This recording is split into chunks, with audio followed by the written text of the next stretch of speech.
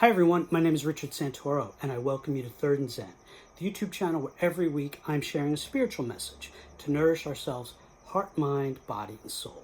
First, thanks so much for stopping by the channel. Thanks for checking out today's video.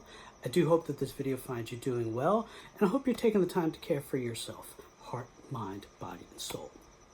With that being said, let's all take a nice deep breath. Just take a moment and just be still. Give yourself a moment to just soften, settle, release any tension you might be holding in your face and brow and shoulders. Just ease into this moment. And we'll be as present as we can be. And let's get started with today's message, shall we? So today, as you can probably guess by the title of the video, I want to talk about Vincent Van Gogh. Vincent Van Gogh. You may or may not know that art is a huge part of my life. I'm a big lover of art. Art it's just so foundational for me. And I gotta say, my memory's a little sketchy, but I'm almost positive that Vincent Van Gogh it's either Van Gogh or Monet. I don't remember the moment I fell in love with art and the masters, but Van Gogh is probably the first artist that I ever really, really loved. I still remember seeing Starry Night for the first time, and it was for such a long time my absolute favorite painting in the world. I've seen it in person. Actually, it's amazing. I love so much about Vincent Van Gogh, his use of color and the heavy brush strokes that you see on his paintings. It's not fine and soft and realistically detailed in those brush strokes. It's a character all of its own, and you just know when you're looking at a Vincent Van Gogh painting. You really do. Like, I hold this up and somebody would probably know it's Vincent Van Gogh just by the fame of it, of course, but also just by the style. There's certain masters of art that you just know. You know when you're looking at an Edward Hopper painting with his use of real settings, be it, urban settings in the city or more New England settings, and just his way that it's realistic, but it's not. You know when you're looking at a Jackson Pollock with the beautiful chaos, or a Caravaggio with the use of realism, but also the chiaroscuro, the light and the dark. You just know when you're looking at a Vincent Van Gogh painting, and I love it, and I won't talk so much about why I love it. That's not really the point. What I love about Van Gogh, and like many artists, is how Vincent Van Gogh painted the world around him, which makes sense when you're looking at 18th, 17th, 16th century painters and before. They knew the world around them. That's what they painted. And Vincent Van Gogh's no different, painting the world around him. And what Van Gogh, like many, and I'm going to say Van Gogh. I'm sure the proper pronunciation is Van Gogh, but I'm going to use the Americanized R version just to make it relatable and easier. Vincent Van Gogh looked at the world around him, and he reflected the world around him through his art. He saw the color and the beauty of the world around him. Van Gogh was a deeply spiritual and religious man. He read scripture religiously, pardon my pun. He even wanted to go into the religious field. He wanted to go into clergy and work for the church. He saw creation around him in a spiritual way, but just in a way of seeing its beauty and absorbing it and reflecting it for others to see through his art. He saw the world around him, and he reflected that back for the world to see. He saw the world around him, and he saw the beauty in the world and reflected that back for the world to see.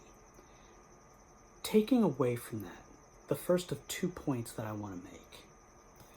How do we reflect the world around us? Like a mirror. Like Van Gogh in his art held up a mirror to the world for others to see and saw creation and beauty and nature and eye-popping colors.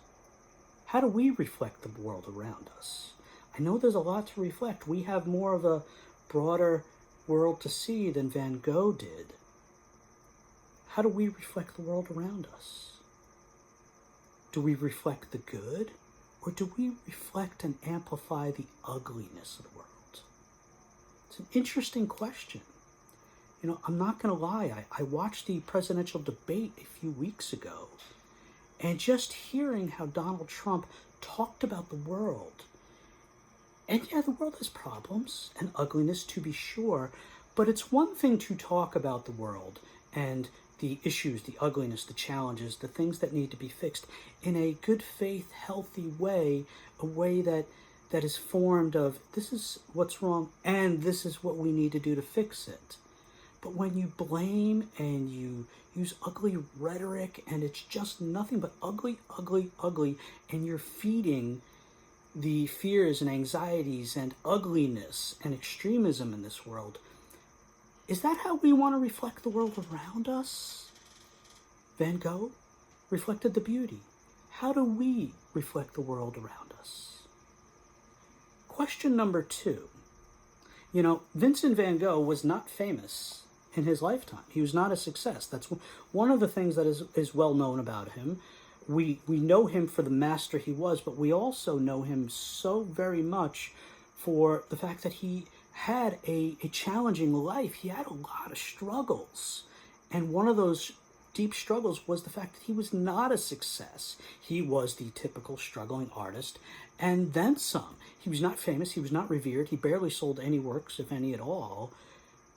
And yet he still reflected the world around him and created beauty and left a treasure for the world. He left inspiration for the world, even though in his time he wasn't reaping the benefits of that, or wasn't feeling that he was a success, or he was achieving a status where people were seeing his paintings and revering them and being moved and inspired. He did it anyway, and he left a treasure for the world. He left the world a better place than he found it. What are we leaving for the world? What are we leaving behind for the world? Whether we're aware of it or not. Are we leaving the world a better place than we found it? Or are we, through how we reflect the world around us, leaving ugliness behind, and ugly rhetoric, and adding to divisiveness and polarization and extremism and bigotry and prejudice and targeting the less than, the outcasts, the weak, the people that are an easy target? Are we doing that? Or are we leaving the world a better place than we found it? You know, those are 2 questions about Van Gogh, and we can pivot to Jesus for a moment and ask those questions. You know, Jesus reflected the world around him, and like today's day and age, there was ugliness, there was pain, there was anxiety, there was fear, there was all the same human condition things that we face today in different levels and dynamics. It existed in Jesus' world, and rather than reflect the ugliness of the world around him, Jesus sought to reflect the world around him, and the mirror he held up was love, kindness, care, empathy, embracing, understanding, compassion. He reflected that for the world to see in his words and in his actions and in his model and his example and his teachings. That's what he reflected of the world, rather than adding to the fuel to the ugliness, the extremism that existed. Jesus also left the world better than he found it. He worked really hard to do that, not just in monumental moments that everything hinges on, like the crucifixion and the resurrection, but everyday interactions with human beings. So there's the broader scale of the world, society, and how the world moves forward. Yeah, Jesus left the world better in that way, but also the everyday interactions, the one-on-one moments, the group settings, the fellowship, leaving these individuals better than he found them. Are we doing the same? Are we reflecting the world in a way like Van Gogh? Reflecting the beauty that exists in this world? Or are we reflecting the ugliness? Showing that to everybody through our words, our actions? And are we leaving the world a better place than we found it? Like Van Gogh, like Jesus. You know, just to pause here for a moment as we close, the first sermon that I ever gave, I'll never forget it, you never forget that first one. It was about a man in Australia who every day stood on a street corner for like 40 years, handing out pamphlets to people and saying, "Are you saved? Do you know Jesus?" Things of that nature. Trying to introduce Jesus to people, to get Jesus in the lives of individuals, to connect Jesus with people.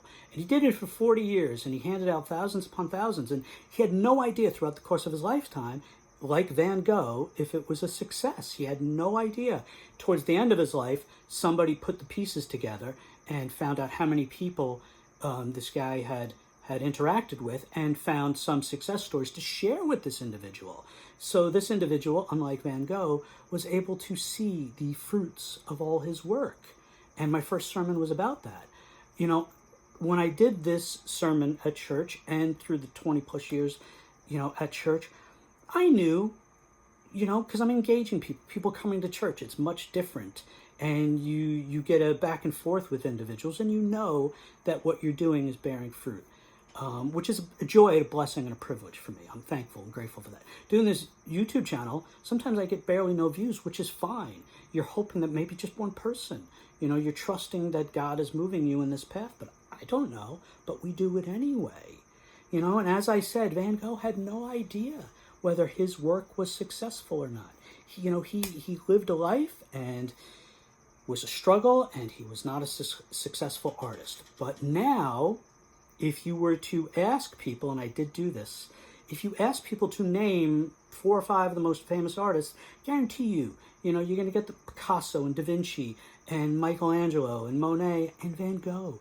His name is going to be first, second, third, right there as the most famous artist in the world. But again, he had no idea during his lifetime, but he did it anyway, because that's what he was moved to do, to use his talent and channel how he saw the world into his art, and create that for others to see.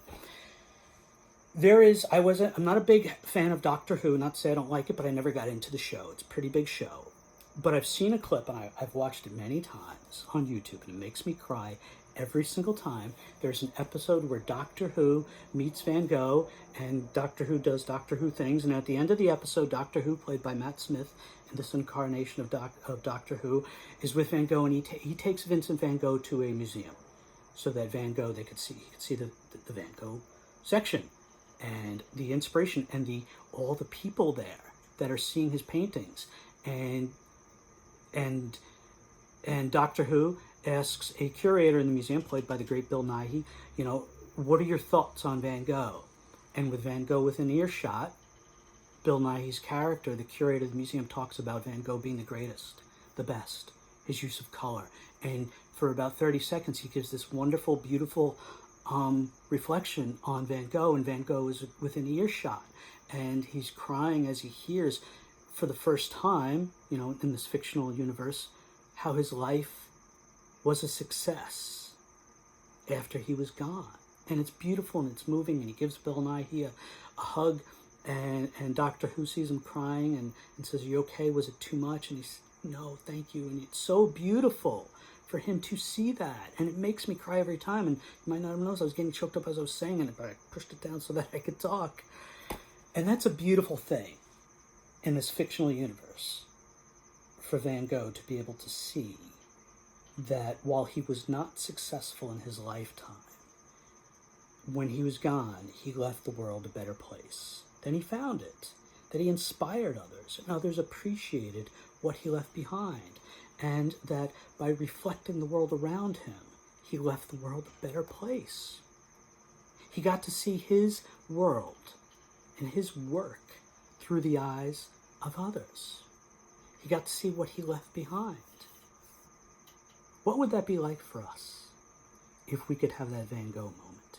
If we could have that moment from the gentleman I talked about in my first sermon, where somebody shared with him towards the end of his life what he had actually done? What would it be like for us if we could have that moment with Doctor Who, with Jesus, whoever, to say, look, this is what you left behind. How you reflected the world around you like a mirror. and what you did for human beings, what you did for people, what you did for the world that existed for you wherever you are, what would that be like for us? So again, I ask, how are we reflecting the world around us like a mirror? Are we showing and imparting the best of the world with inspiration, with hope? Or are we showing the ugliness and leaning more into that? Are we feeding that? And what are we leaving behind for the world? How are we leaving interactions in the world? Are we leaving things better than when we found it? Beauty and inspiration like Van Gogh, love, kindness, compassion, care, patience, understanding, empathy, and so on down the line like Jesus? Are we leaving people better than when we found them?